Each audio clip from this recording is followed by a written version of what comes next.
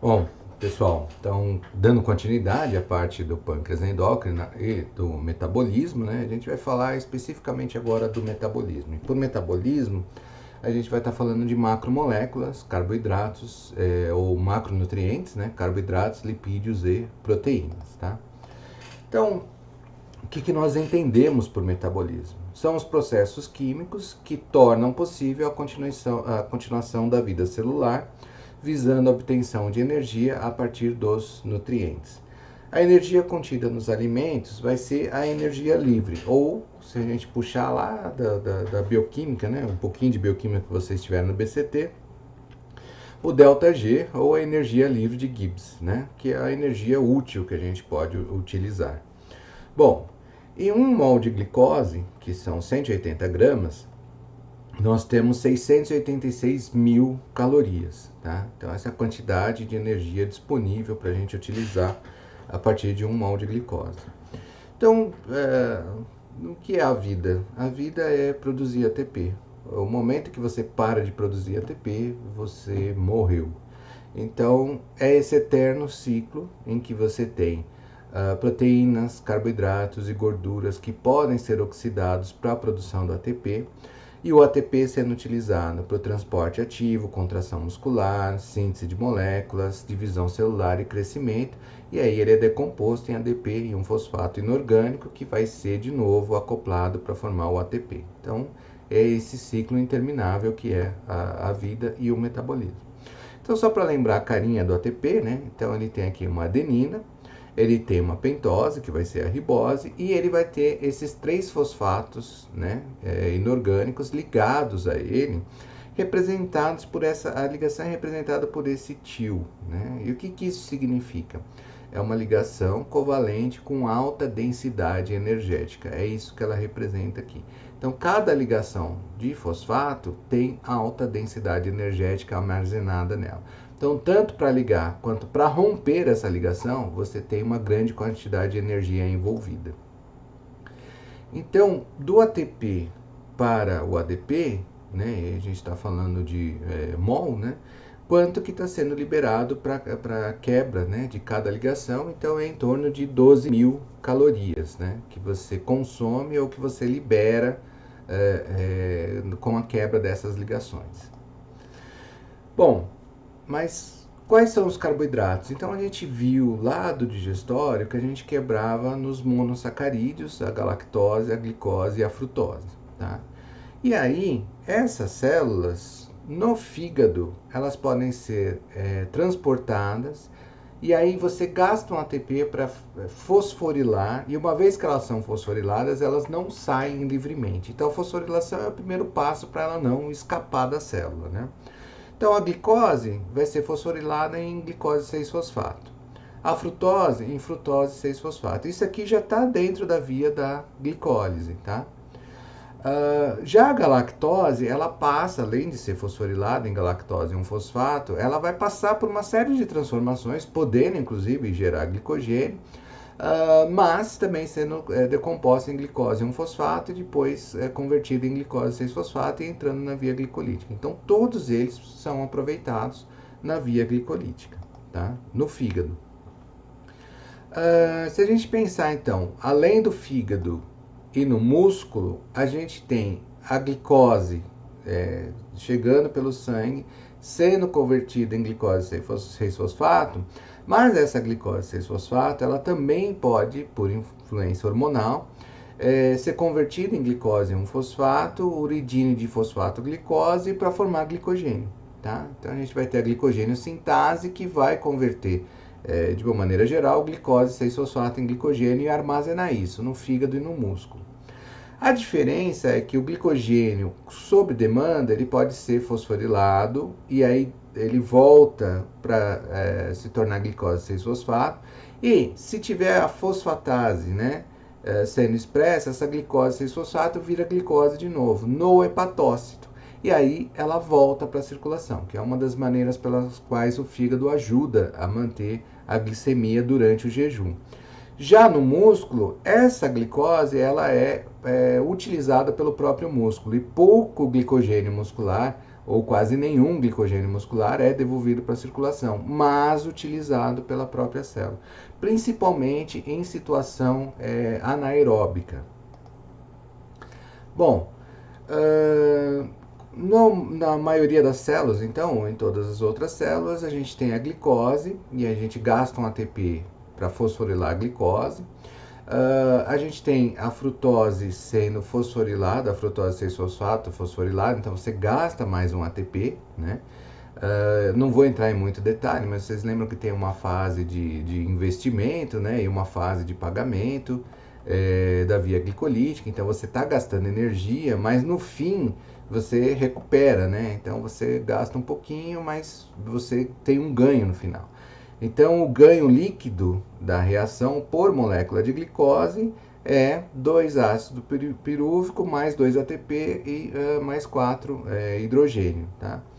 Bom, e aí o ácido pirúvico ele vai ser importante para entrar também no ciclo do tricarboxílico para a produção do ATP, mas ele também pode, o ácido pirúvico complexado com a coenzima A, vai formar o acetil-CoA. O acetil-CoA que tanto pode entrar no ciclo do tricarboxílico ou pode servir como base para a síntese de gordura, dependendo da situação. Então, em todas as células, a gente tem esse mecanismo aqui acontecendo, a via glicolítica, tá? E a síntese de acetil-CoA. Bom, mas e os lipídios? Então, os lipídios a gente pode adquirir diretamente da dieta ou a gente pode produzir lipídios a partir de carboidratos, que é o que chama de novo lipogênese. Então, no fígado e no músculo e no tecido adiposo, a gente tem essa acetil-CoA, que está aqui. A acetil-CoA, por ação da acetil-CoA carboxilase, vai formar malonil-CoA. Então, acetil-CoA mais uma acetil-CoA com malonil-CoA, e aí você tem um grande emprego dos NADPH, NADH é utilizado, você vai formar um ácido esteárico, né? E aí, a partir dele, você começa a produzir, então, ácido graxo, né? Então, começa com acetil-CoA, que veio da via glicolítica a partir do piruvato, complexando com a coenzima A para formar o acetil-CoA. Uma vez que você tem um acetil-CoA, ele só vai aumentando a cadeia e aí você tem a síntese de ácidos graxos e isso acaba sendo armazenado. Ele pode ser produzido no fígado, e aí do fígado exportado e armazenado no tecido adiposo. Pode ser produzido no tecido adiposo, embora em humanos isso aconteça em menor extensão. Ele depende mais do triglicerídeo que é produzido no fígado.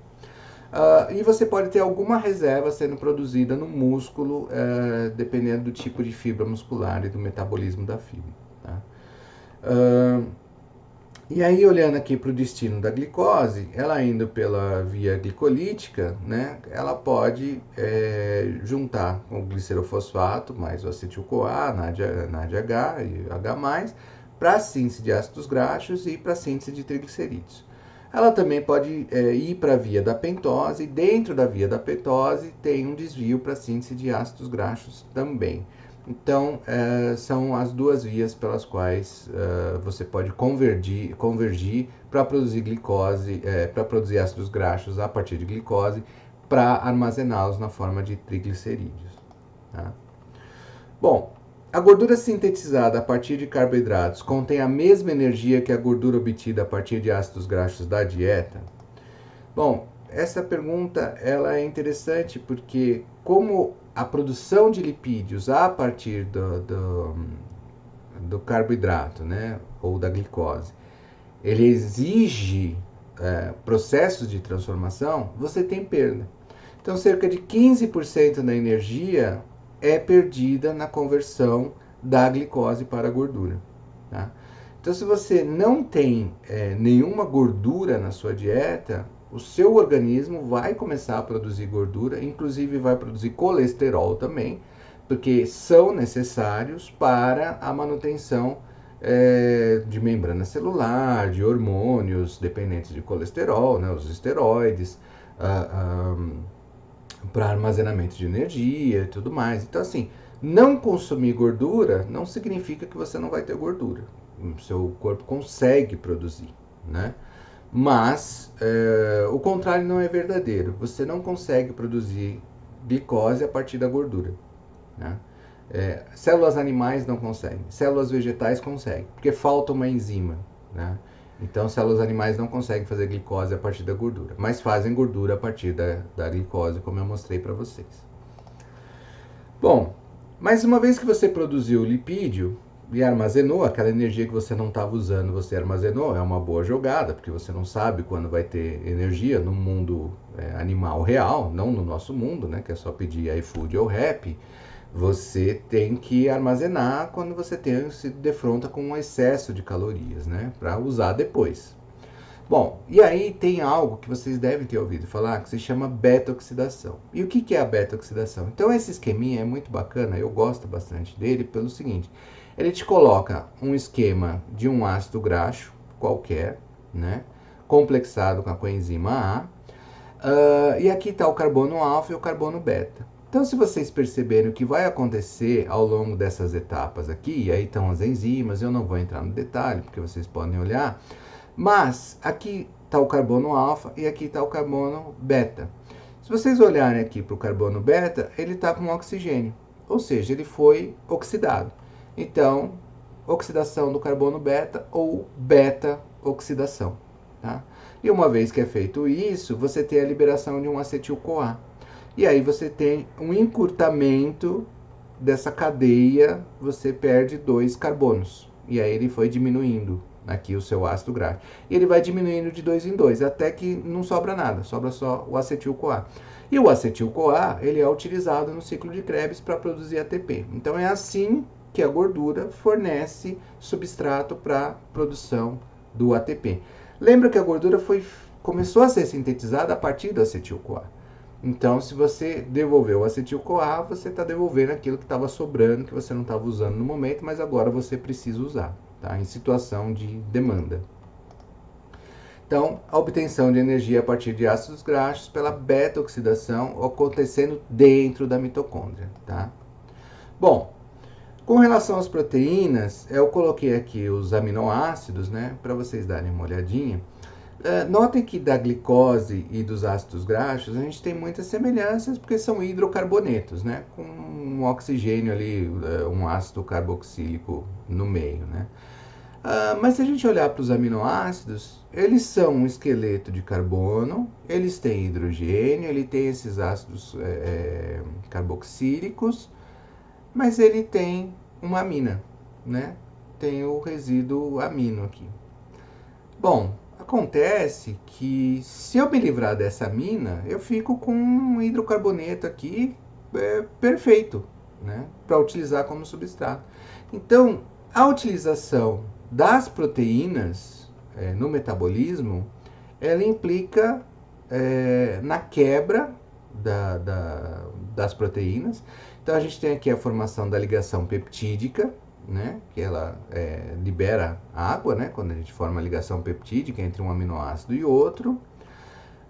Mas se eu quebrar em aminoácidos e desses aminoácidos eu tirar a amina, eu vou ter um substrato energético perfeito para ser utilizado, né? Então, se a gente pega um ácido cetoglutárico mais um aminoácido, passo por algumas reações para formar ácido glutâmico e um cetoácido, eu vou liberar NADH, próton e NH3, né, amônia. Essa amônia, ela não é boa para o organismo, então ela é rapidamente metabolizada. Então a gente pega a ornitina, CO2 e a amônia, transforma em citrulina, de citrulina para arginina, e aí a gente produz ureia e reconstitui a ornitina. Isso daqui vai ser o ciclo da ureia, né? Que vocês já devem ter visto, ou se não viram, tem uma disciplina dedicada a isso. Eu não vou gastar muito tempo falando nisso, mas é um processo muito interessante. Porque o ciclo da ureia, quando vocês olharem para ornitina, citrulina, arginina, vocês vão reconhecer como intermediários também do ciclo de Krebs, né? E aí, se a gente está falando do ciclo de Krebs, existe um papel de coadjuvante de um e do outro para o correto funcionamento. Mas, dessa forma, se eu pegar aminoácidos e promover a desaminação, que vai obviamente acabar produzindo a amônia, eu consigo um substrato energético. Então, quando você não está em regime de fome, né? Não estou falando ficar sem comer, estou falando de fome. Fome é aquela que persiste, não comer nada por dias, né? Então, você tem a mobilização daquilo que está mais fácil, que é o glicogênio. Depois você tem a mobilização do ácido graxo. E você depois, quando não tem mais nada, você tem um ataque muito pronunciado sobre proteína, né? Mas isso acontece tudo ao mesmo tempo. Só que como um é mais fácil do que o outro, você acaba predominando. E aí vocês podem ficar com a falsa noção de que é passado, que a dieta funciona assim. Se você fica sem comer, você consome primeiro o glicogênio, depois o ácido graxo e depois a proteína. Não é isso que acontece. Acontece tudo ao mesmo tempo. Só que, se você está consumindo glicogênio, ele prontamente está disponível, você vai produzir glicose suficiente para manter a glicemia. Então isso diminui o ataque sobre as outras reservas. Acabou a reserva de glicogênio, você vai atacar tanto a de ácidos graxos como a de proteína. Mas como o ácido graxo está fornecendo energia e poupando a glicose, em vários órgãos, você tem um consumo maior de ácido graxo, mas também tem algum consumo de proteína. Não é zero o consumo de proteína. Só que aí quando acaba tudo e só tem a proteína, aí você tem um ataque maior à proteína. Que é quando aí realmente você tem aquelas figuras magérrimas que perdeu massa gorda, perdeu massa magra, que é a massa muscular, enfim, um estado de desnutrição severo por conta da fome, né? Bom, e aí esse metabolismo dos aminoácidos gera então a produção desses cetoácidos, que vão constituir depois os corpos cetônicos, né? Que estão bastante associados com o jejum, né? Então a gente tem essa produção de corpos cetônicos, tá bom? E para a formação da ureia, então só colocando esquematicamente aqui, duas amônias, CO2, formando essa estrutura aqui, que é a ureia e água. Tá? E aí a ureia é muito menos tóxica do que a amônia, embora ela também será tóxica, né? E isso conclui então a segunda parte, que é só um vislumbre sobre o metabolismo para vocês. A bioquímica, a disciplina bioquímica funcional vê isso em bastante detalhe. E se vocês gostam, eu recomendo bastante que vocês façam essa disciplina, tá bom? E aí eu retorno com a parte 3 para a gente finalizar a ação da insulina e do glucagon sobre o metabolismo intermediário. E aí a gente precisava dessa aula aqui para vocês entenderem o papel deles no metabolismo intermediário. Então, até a terceira parte.